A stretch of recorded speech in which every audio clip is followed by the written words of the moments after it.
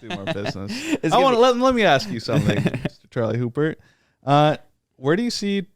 I know this is a pretty basic question, but I'm actually interested. Like, where do you see Charisma on Command in like 5 years? Do you feel like you don't know personally?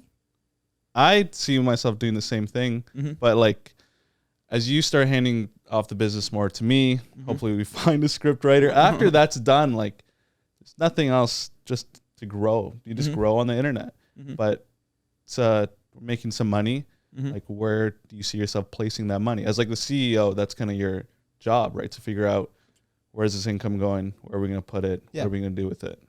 Well, I think you know some of the answer to this, and to what you were saying, because we've tried to hire scriptwriters on COC. I actually am not. We've talked about this as well. I don't believe that we're going to be successful. We spent over a year and tried training half a dozen to a dozen people with time, money, all of those sorts of things, and have yet to make a script that we felt was up to the level that we'd like it to be. So I don't know that we're going to be successful there. I do think that what we can do is have a strong catalog that we slowly add to and subdivide it into smaller pieces so that people who haven't seen it are being exposed to it. Or building people, that funnel out, right? Or people that have watched 50 of our videos and consider themselves serious fans. I mean, we have 300 videos. And some of our better ones are on lesser known people that you would never watch because they only have 75,000 views and it doesn't really call to you and there's not Robert Downey Jr., but it's good content. So to find a way to get that in front of people, I think is something that's worthwhile. But where I see it in 5 years is teaching people the stuff that Ben and I are working on today, which is increasingly psychedelic related. So I think it would be partnering and or owning our own psychedelic clinic where we vetted people and they were able to come in and have experiences, and probably not with me directing them, perhaps with me on premise somewhere. You be the mastermind in the shadows.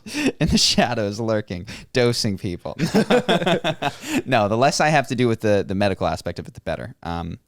But I do think that's the direction, is psychedelics, internal work, therapeutic context, all moving those. Away from charisma, going more towards emotional mastery type of stuff. Yes, but that's the new content. Still, creating and supporting all the charisma stuff, because like we've talked about, I think that the business is, without intending it to be, just a time capsule of the stuff that we were working on 3 to 5 years ago. And there's no need to throw that out because there's going to be a fresh batch of 20-year-olds coming in that aren't interested in emotional mastery, but really are interested in how to get a promotion.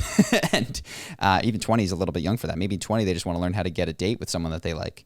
So walking them through that, through the different aspects or the stages of their predictable evolution, up to, hey, like, you did it, you got the job, you feel really comfortable with all this kind of stuff. Something feels like it's missing. Maybe this is something that can help you in the next part of your journey. What age do you think that usually hits for people? I think prior to, what is it? 2021, it was like 40. It was the midlife crisis. I think it's being moved up, though. I think people are getting younger. Yes, I think people are becoming disillusioned with the corporate existence at younger and younger ages. But I think before it was like 45, 50 was where people are like, what am I doing this for? That's the midlife crisis. I'm seeing it more now, like 35-ish, 30.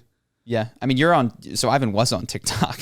Ivan had a channel called The Golden Hippo. If anyone is out there on TikTok, please bring my channel back. He was taken down for spoke out for against crypto. that. Do you want to talk about crypto?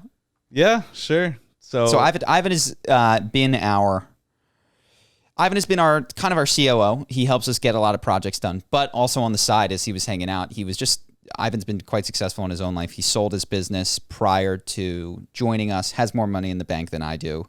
Really wanted to work with us because he likes what we do, and was also making quite a bit of money from his personal investments, which included long-term investments and also ridiculously they're all risky. You were day trading for a minute.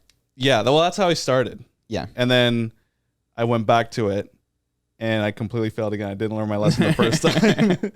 Yeah, and it's now it's all you're actually wrong at one point. You have more money in the bank than I do. I have like $0. That's like my investment philosophy. Oh, you have a higher net worth? Yeah. Okay, got it. I don't keep, like, the second I get paid or get any type of income at all, I throw it all into investments because I don't want to see.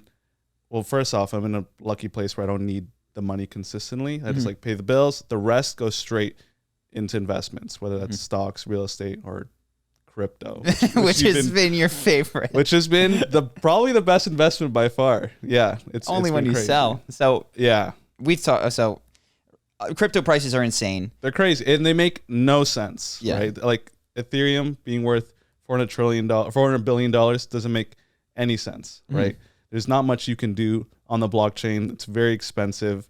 It's very slow, but it's there's so much money in the system right now that everyone's just throwing it at everything that has potential. That's what we saw.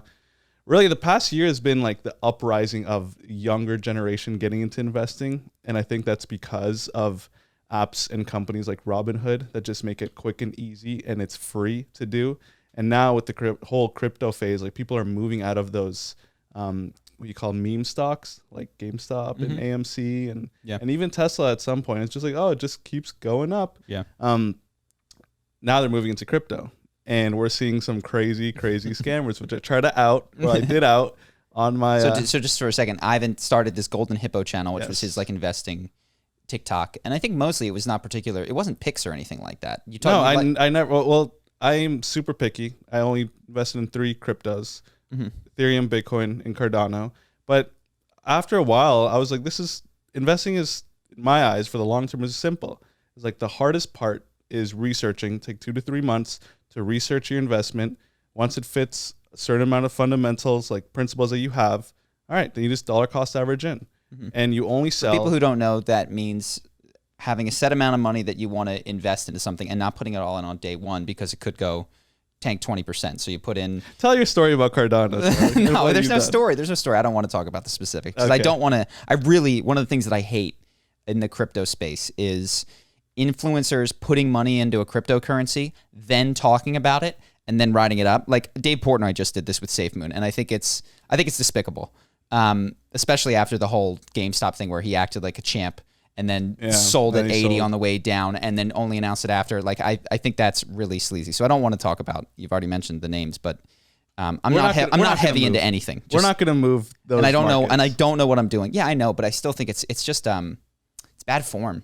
To encourage investments in something that fundamentally, to be clear, I don't understand at all. The only reason that I have any cryptocurrency is FOMO from from missing out, and then I only put in like far.